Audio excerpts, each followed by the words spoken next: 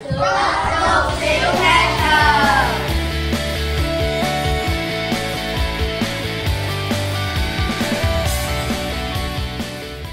快啲同我哋一齊玩。我真係無聊嘅。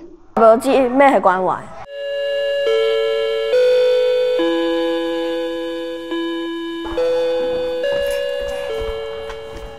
小姐，你呢個嘢跌咗啊！唔該啊。小美，呢個係咪你嘅畫本啊？我幫我睇下。哇，呢啲畫好靚啊！你畫嘅係咩啊？呢個係我屋企附近嘅公園啊！以前我媽成日帶我去嗰度玩㗎。以前？咁而家呢？我阿媽而家病咗啊！佢而家住咗喺醫院，我每日放學都會去見佢㗎。原來係咁，唔怪之你成日都係一個人呢。我一直唔同大家講，係因為我驚大家擔心你，所以冇講。小美，你唔使一個人扛住嘅，因為我哋係同學，亦都係朋友。聽日我陪你去睇媽咪，好唔好？真㗎？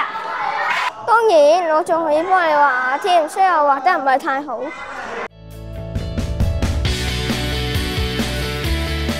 聽講你媽咪唔舒服入咗院，呢個係我媽咪。唔得，我唔記得咗。